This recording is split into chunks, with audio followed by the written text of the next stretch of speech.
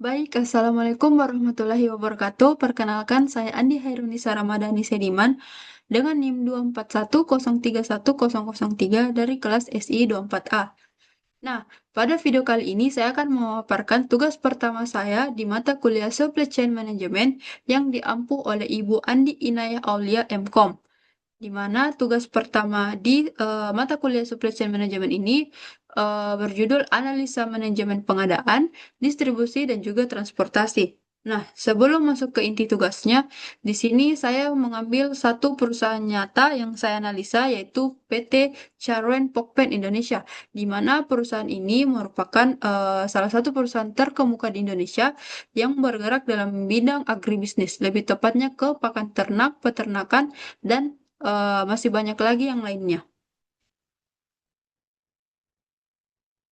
Nah, baik, kita langsung masuk ke bagian satu dari tugas satu ini, di mana bagian satu ini mengenai analisis pengadaan.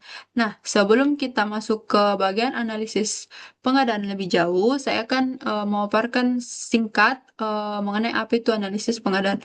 Nah, analisis pengadaan merupakan sebuah proses menilai sebuah kebutuhan kita, pemasok, biaya, dan juga risiko untuk memastikan bahwa pembelian barang dan jasa kita sudah dilakukan secara efektif, efisien, dan juga sesuai dengan tujuan organisasi kita. Nah, menurut salah satu ahli, yaitu Monika, beliau mengatakan bahwa analisis ini sangat membantu perusahaan dalam mengambil sebuah keputusan pengadaan yang pastinya jauh lebih strategis dan juga berbasis data.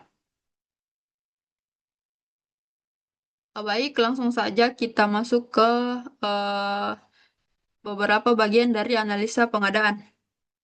Yang pertama itu ada fungsi pengadaan, di mana secara umum ada 5 fungsi pengadaan. Di mana fungsi yang pertama itu memastikan ketersediaan barang dan jasa. Nah, pengadaan ini memastikan semua kebutuhan organisasi seperti bahan baku dan juga jasa pendukungnya bisa tersedia tepat waktu agar proses produksinya terus berjalan dan tak terhenti.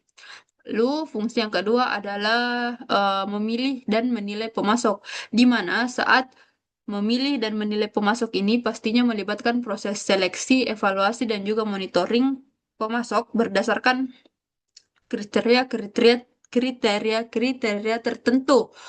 Nah, fungsi yang ketiga dari pengadaan yaitu menegosiasikan harga dan kontrak, di mana saat kita melakukan sebuah negosiasi, pastinya kita memiliki tujuan untuk mendapatkan harga terbaik, syarat pembayaran yang pastinya menguntungkan, serta kita bisa mendapatkan perlindungan hukum melalui kontrak tersebut. Nah, fungsi yang keempat adalah mengontrol kualitas input. Nah, pengadaan ini memastikan barang dan jasa yang kita terima sesuai dengan standar kualitas agar tidak mengganggu proses produksi ataupun layanan lainnya. Nah, fungsi yang terakhir dari pengadaan adalah menjaga kelancaran proses produksi dan operasional. Nah, dengan pengadaan yang efektif, pastinya alur produksi dan operasional tetap berjalan tanpa hambatan. Pastinya karena ketersediaan sumber daya yang terjamin. Oke, ulang. Baik, selanjutnya kita akan membahas mengenai peran strategis pengadaan. Secara umum, peran strategis pengadaan juga ada 5. Nah, peran yang pertama adalah menciptakan keunggulan kompetitif baik dari segi biaya, kualitas, dan juga kecepatan. Pengadaan yang efisien pasti dapat menekan biaya. Lalu dia dapat meningkatkan kualitas outputnya serta mempercepat time to market sehingga pasti perusahaan ini merasa lebih unggul dari kompetitor. Nah, peran yang kedua dari pengadaan itu dapat meningkatkan efisiensi dalam supply chain.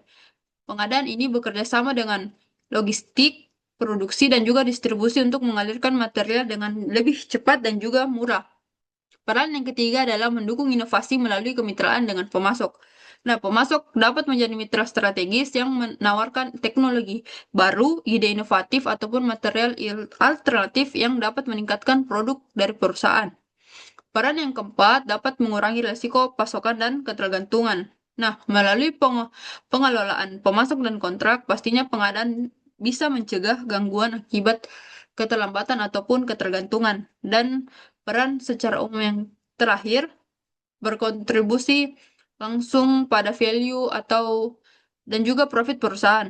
Nah, keputusan pengadaan yang akan berdampak langsung pada penghematan biaya, di mana saat penghematan biaya pastinya juga akan terjadi peningkatan profit pada sebuah perusahaan. Oke, sekarang kita akan lebih fokus pada satu perusahaan nyata yang tadi saya salah. Baik, sekarang kita akan fokus ke satu perusahaan nyata yaitu PT Charwen Pokpen Indonesia yang saya ambil untuk dianalisa pada tugas saya kali ini.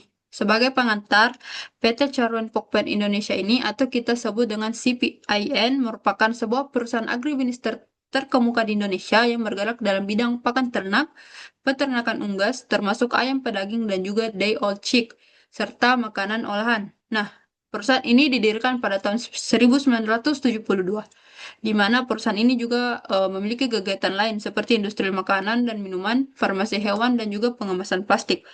Adapun merek makanan olahan yang terkenal dari perusahaan ini yang sering kita konsumsi seperti Golden Fiesta, Fiesta, Champ, Oke, Akumo, dan juga Asimo. Nah, di sini ada juga sumber referensi yang saya gunakan, di mana referensi yang saya gunakan itu berasal dari laporan tahunan perusahaan ini sendiri dan juga situs resmi perusahaannya. Baik, selanjutnya kita masuk ke bagian kriteria pemilihan supplier pada perusahaan Charwen Pokpen Indonesia. Nah, di perusahaan ini ternyata ada 5 kriteria dalam pemilihan suppliernya. Nah, kriteria yang pertama adalah kualitas produk dan juga layanan, atau kita katakan sebagai produk dan service quality, di mana pemasok akan dipilih berdasarkan kemampuan mereka dalam menyediakan bahan baku dan juga dan layanan yang sesuai dengan standar mutu. Di mana kualitas akan menjadi prioritas utama karena produk akhir dari CPIN ini merupakan pakan, makanan, dan yang lain-lain yang pastinya akan bergantung pada mutu input. Nah, kriteria yang kedua adalah harga atau pricing, di mana supplier akan dievaluasi berdasarkan harga yang ditawarkan untuk memastikan biaya tetap efisien dan kompetitif. Nah, perusahaan CPIN ini akan mencari pemasok yang mampu memberi harga terbaik tanpa mengorbankan kualitas. Selanjutnya, kriteria yang ketiga adalah berada di ketepatan pengirimannya atau delivery. Perusahaan itu hanya bekerja sama, perusahaan ini akan hanya bekerja sama dengan pemasok yang pastinya bisa memenuhi jadwal pengiriman yang telah disepakati.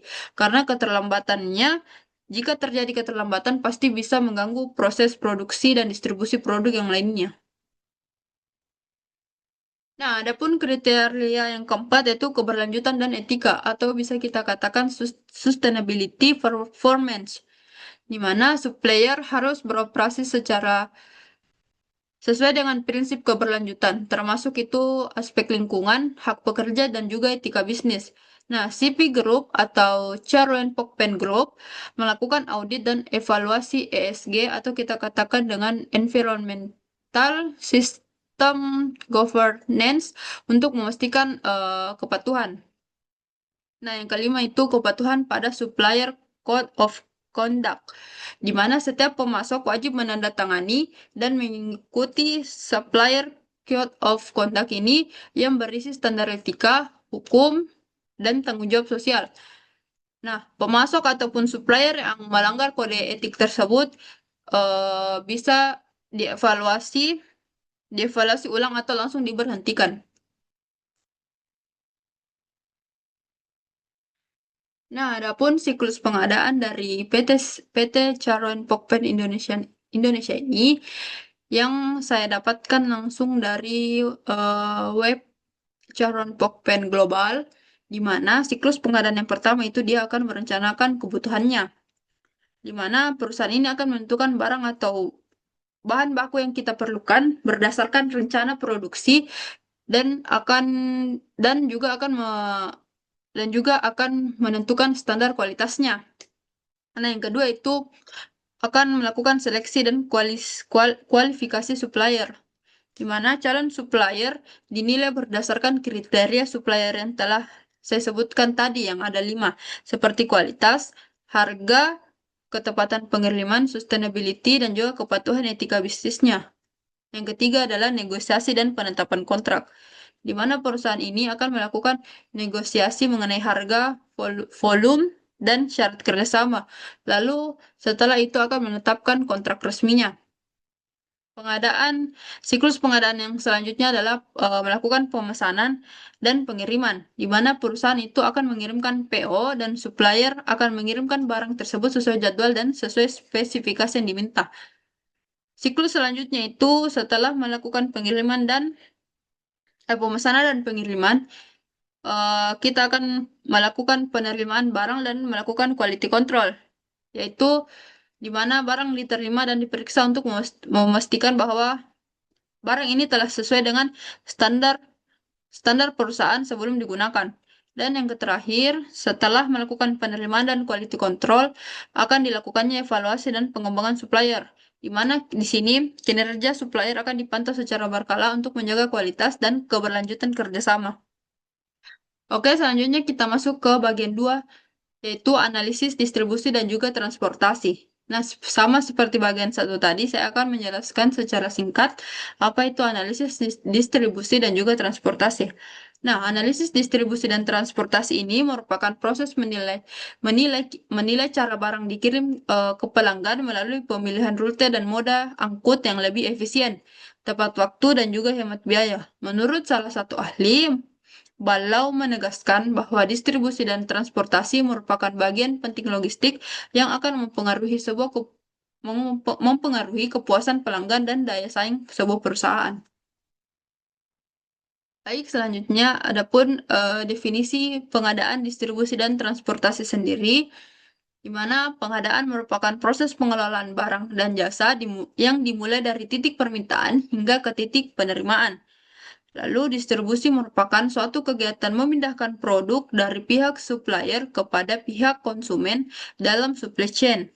Dan transportasi merupakan suatu proses pemindahan barang dan manusia dari tempat asal ke tempat tujuan. Jadi transportasi ini merupakan bagian dari distribusi. Nah, adapun hubungan langsung antara pengadaan, distribusi, dan juga transportasi, yaitu pengadaan terlebih dahulu akan menyiapkan barang sesuai kebutuhan, sehingga stok tersedia tepat waktu dan juga jumlahnya pas. Nah, distribusi kemudian akan mengatur aliran barang dari supplier ke lokasi yang tepat agar dapat tersalurkan dengan rapi dan juga sesuai jadwal. Setelah itu, transportasi akan memastikan bahwa barang sampai ke konsumen dengan cepat, aman, dan biaya logistik pun tetap efisien.